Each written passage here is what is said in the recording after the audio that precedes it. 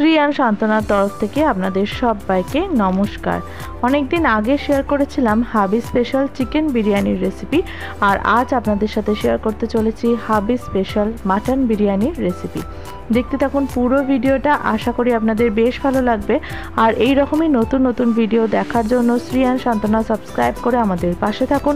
Subscribe করার পর পাশে থাকা বেল বাটন অবশ্যই প্রেস করে রাখবেন, তাহলে আমার আপলোড করা ভিডিও কিংবা রেসিপি নোটিফিকেশনস আপনারা প্রথমেই পেয়ে যাবেন।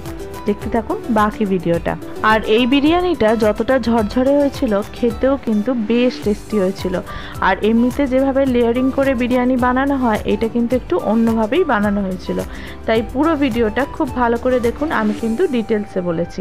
প্রথমেই বিরিয়ানির আলু ভালোভাবে কেটে ধুয়ে নেওয়া হয়েছে, তারপর এর মধ্যে দিয়ে দেওয়া হচ্ছে একটু ফুড কালার আর সামান্য নুন। আপনারা চাইলে এখানে লঙ্কা গুঁড়ো ইউজ করতে পারেন, ফুড কালারটা আপনারা চাইলে স্কিপ করতেও পারেন। আর এখানে দেখুন একটা প্রেশার কুকারের মধ্যে নিয়ে নেওয়া হয়েছে কিছুটা জল, তার মধ্যে দিয়ে দেওয়া হয়েছে গোটা গরম মশলা, যেমন দালচিনি, এলাচ, লবঙ্গ এগুলো। আর তারপর এর মধ্যে দিয়ে দেওয়া হলো লঙ্কা গুঁড়ো, আদা বাটা, একে একে দিয়ে দেওয়া হয়েছে রসুন বাটাও, আর একদম প্রথমেই কিন্তু দিয়ে দেওয়া হয়েছিল নুন। আর এই যে জলটা রেডি করা হচ্ছে, এর মধ্যে কিন্তু মাটনটা সেদ্ধ করা হবে। হ্যাঁ, আজকে মাটনটা সেদ্ধ করেই তারপর বানানো হবে। কিভাবে বানানো হচ্ছে সেটা আপনারা দেখতে থাকুন। আর এখানে দিয়ে দেওয়া হলো কিছুটা বিরিয়ানি মশলা।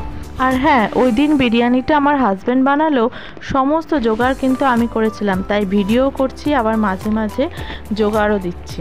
আর এখানে দেখুন যে পেঁয়াজটা বেটে রেখেছিলাম, সেই পেঁয়াজটাকে একটা তারজালি ছাঁকনিতে করে ছেঁকে নিয়ে তার শুধুমাত্র রসটাই দেওয়া হচ্ছে এর মধ্যে। আর এই যে দেখুন এখানে রয়েছে মাটন, এখানে প্রায় 2.5 কেজির মতো মাটন রয়েছে। আর ওই দিন বিরিয়ানিতে মাটন দিয়েই হবে, কিন্তু তার মধ্যে কিছু চিকেনের পিসও আমরা দেবো, কারণ সবাই মাটন খায় না সেই জন্য। আর এইদিকে দেখুন প্রেশার কুকারের জলটা ফুটে এসছে, এর মধ্যে দিয়ে দেওয়া হবে মাটন আর চিকেনের পিসগুলো। চিকেনটা এইভাবে প্রেশার কুকারে না দিলেও হতো, কিন্তু যেহেতু অল্পই চিকেন আমরা বিরিয়ানিতে দেব, আর সেটা আলাদাভাবে আর রান্না করব না, তাই এর মধ্যেই দিয়ে দিলাম। আর দেখুন এর মধ্যে ওপর থেকে দিয়ে দেওয়া হলো কিছুটা বিরিয়ানি মশলা আর কিছুটা কেওড়া জল। এবার যতক্ষণ মাংসটা প্রেসারে সেদ্ধ হচ্ছে, ততক্ষণ চলুন বানিয়ে নিই বেরেস্তা। যতক্ষণ ও পেঁয়াজটা ভাজছে, ততক্ষণ চলুন চালটা ধুয়ে ভিজিয়ে নিই। এখানে প্রায় 2.5 কেজির মতো চাল ধুয়ে ভিজিয়ে রেখেছি। আর পেঁয়াজটা দেখুন বেরেস্তা হয়ে গেছে। বেরেস্তাটা খুব ক্রিস্পি আর ঝরঝরে হয়েছে, সেটাই ও দেখাচ্ছিল এইভাবে। আর এইদিকে চলুন দেখাই মাংসটা কীরকম সেদ্ধ হয়েছে। এই যে মাংসটা সেদ্ধ হয়ে গেছে, এবার সব মাটন আর চিকেনের পিসগুলো তুলে নেব, আর এই স্টকটার মধ্যেই সেদ্ধ করে নেব আলু। আর এদিকে দেখুন একটা পরিষ্কার কাপড়ের টুকরোর মধ্যে কিছু গোটা গরম মশলা বেঁধে একটা পুটলি বানানো হচ্ছে। এটা ভাত করার সময় ব্যবহার করা হবে। ওই দিন ভাতটা কিন্তু একটা বড় সিলভারের গামলির মধ্যে বসিয়েছিলাম। কেন বসিয়েছিলাম সেটা আপনারা পরেই দেখতে পাবেন। আর এই গামলির মধ্যে দেখুন প্রথমে দেওয়া হয়েছে পরিমাণ মতো জল, তারপরে দেওয়া হলো নুন, কিছু গোটা গরম মশলা দেওয়া হয়েছে যেটা পুটলির মধ্যে ছিল, আর দেওয়া হলো লেবুর রস। জলটা ফুটে উঠলে তারপর এর মধ্যে চালটা তুলে দেব। আর এরই মধ্যে চলুন এই মাটনের পিসগুলো তুলে রাখি হাঁড়ির মধ্যে, মানে যে হাঁড়িতে বিরিয়ানি হবে সেই হাঁড়িতে। আজকে কিন্তু অনেকটা পরিমাণে বিরিয়ানি হবে বলে আমরা 2টো হাঁড়িতে করে বিরিয়ানি বসিয়েছিলাম, আর সেই জন্য 2টো হাঁড়িতেই মাটন আর চিকেনের পিসগুলো তুলে নিচ্ছি। আর এই স্টকটার মধ্যেই যে বলেছিলাম আলুটা সেদ্ধ বসাবো। এরপর সেদ্ধ করা মাটনের ওপর দেওয়া হবে বেরেস্তা। এরপর একে একে শাহি গরম মশলা, বিরিয়ানি মশলা আর লঙ্কার গুঁড়ো দেওয়া হয়েছিল। এরপর কিছুটা কাঁচা লঙ্কা বেটে দিয়েছিলাম, সেটাইও দিল। এরই মধ্যে জলটা ফুটে উঠেছে, তাই চালটা তুলে দিলাম। আর এইদিকে বিরিয়ানির হাঁড়ির মধ্যে দেয়া হলো একে একে কোচানো পুদিনা, আর তার উপর দেয়া হলো কিছুটা আলু বোখরা।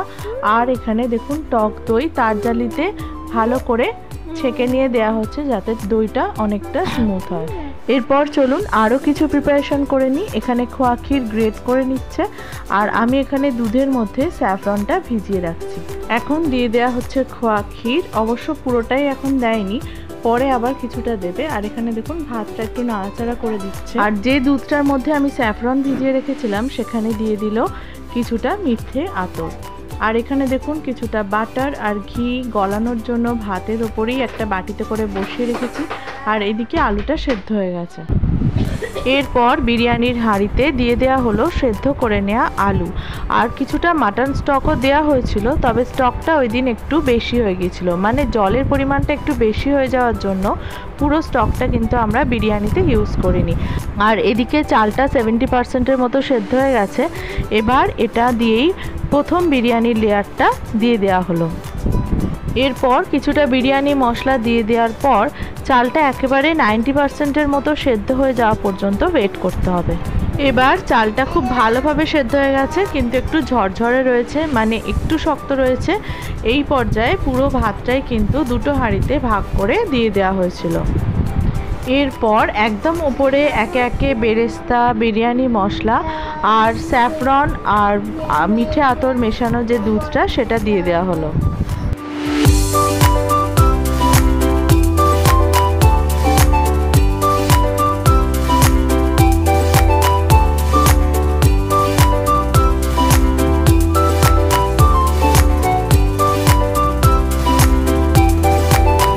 এরপর দেওয়া হলো গ্রেট করে রাখা খোয়া ক্ষীর আর সামান্য একটু চিনি, আর এরপর দেওয়া হলো যে ঘি আর বাটারটা আগে থেকে গলিয়ে রেখেছিলাম সেটা।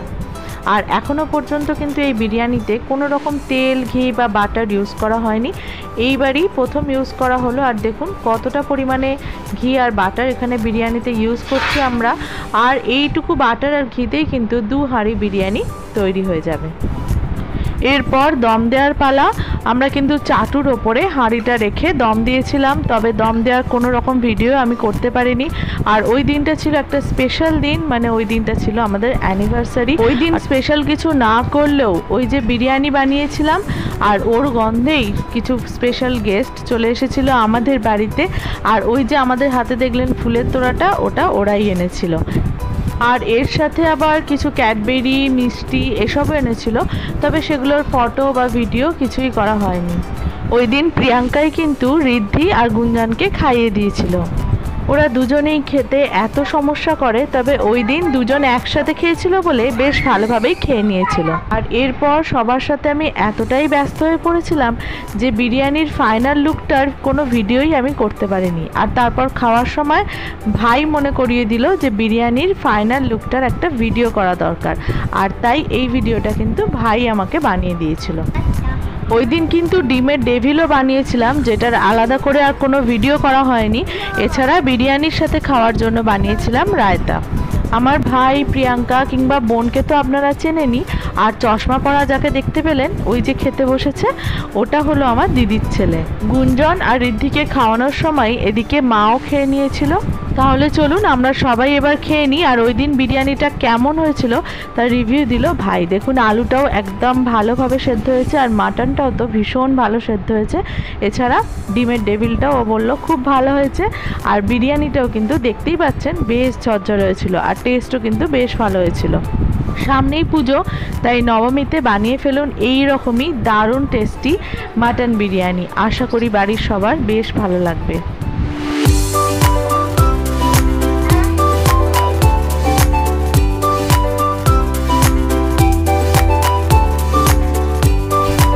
শ্রী অ্যান্ড শান্তনার তরফ থেকে আপনাদের সবাইকে শুভ শারদীয়ার প্রীতি, শুভেচ্ছা ও অনেক অনেক ভালোবাসা।